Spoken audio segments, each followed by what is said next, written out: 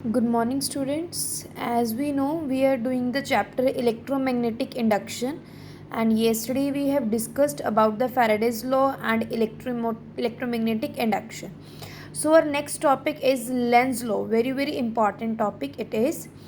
What is Lenz law? It states that whenever an induced EMF, जैसे कल बात की थी कि जब हम मैग्नेट को करंट कैरिंग या सिंपल कॉयल के पास लेके आते हैं, ड्यू टू मैग्नेटिक फील्ड, जो मैग्नेट मैग्नेटिक फील्ड क्रिएट करेगा उसकी वजह से जो कॉयल है उसमें क्या इंड्यूस होएगा, करंट इंड्यूस होगा. And here we are having the Lenz law according to which whenever an induced E M F is setup. Suppose हमारे पास यहाँ पे कोई कॉयल है, उस कॉयल में करंट इंड्यूस हो गया due to this magnet. It states that whenever an induced EMF is set up, the direction of induced current through the loop, जो induced current की डायरेक्शन होगी वो किस पॉइंट में डायरेक्ट करेगी. जैसे हमने कल एक्सप्रेशन किया था E is equal to minus D phi by D T, कि जो इलेक्ट्रोमैग्नेटिक इंडक्शन है और मैग्नेटिक फ्लक्स है दोनों क्या है, ऑपोजिट डायरेक्शन में. Same here in the case of Lenz law. I'm repeating. It states that whenever an induced EMF is set up, the direction of induced current through the loop is such that it opposes the cause. अब cause कौन है, cause तो magnet है. Magnet जिस direction में move कर रहा है, जो इंड्यूस्ड करंट होगा कॉइल में उसकी डायरेक्शन क्या होएगी, ऑपोजिट होएगी. जैसे देखो कि मैग्नेट इस तरफ मूव कर रहा है टूवर्ड्स द राइट साइड, और जो कॉयल में से करंट प्रोड्यूस होगा उसकी डायरेक्शन होगी anti clockwise. If magnet is moving towards the right side, then the induced current in the coil will point towards the anti-clockwise direction which we call as north pole. जैसे इस point में बनाएंगे तो हमारे पास क्या बन जाता है, ये डाउनवर्ड जा रहा है तो ये अपवर्ड जा रहा है, इसको हम क्या बोलते हैं, north pole. So that is the case when north pole of the magnet is moving towards the right side and the current is getting induced towards the anti-clockwise direction. Next case, suppose if the magnet is moving towards the left side.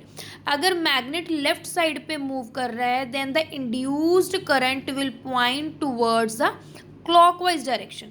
अगर हमारा जो magnet है वो left side पे move कर रहा है तो जो करंट इंड्यूस होगा that induced current will point towards the clockwise direction. ये करंट अब जितनी ज़्यादा कोयल होएंगे करंट उतना प्रोड्यूस होएगा. अब ईएमएफ है, इसको हम इसके इक्वल भी लिख सकते हैं, E is equal to minus N D phi by D T. N का मतलब क्या है, जो हमारे पास बहुत सारी कॉयल्स हैं, अगर मैंने इस कॉयल को गैल्वेनोमीटर के साथ कनेक्ट किया और पास में क्या रख दिया, मैग्नेट. अब इस मैग्नेट की वजह से कॉयल में करंट प्रोड्यूस होगा. अगर तो मैं नॉर्थ पोल को लेके आ रही हूँ इस तरफ तो जो करंट इसमें प्रोड्यूस होगा उसकी डायरेक्शन होगी एंटी क्लॉकवाइज. अगर मैं इस नॉर्थ साउथ पोल को कॉयल से अवे लेके जा रही हूँ तो जो कॉयल में करंट की डायरेक्शन होगी वो क्या आएगी, क्लॉकवाइज होगी. अब करंट इंड्यूस हो रहा है या नहीं वो कैसे पता चलेगा, if the needle of the galvanometer will start deflecting. Clear. So the next, up till here we have discussed about the north pole of the magnet, when north pole is moving towards the coil or when north pole is moving away from the coil. In the next case we are having, if the south pole is moving towards the coil then the direction of this will be clockwise. Direction of the current will be clockwise. Just remember this thing, if the south pole of the magnet is moving towards the coil then the current induced in the coil will be in the direction of clockwise. But if south pole is moving away from the coil then the direction of induced current will be anti clockwise.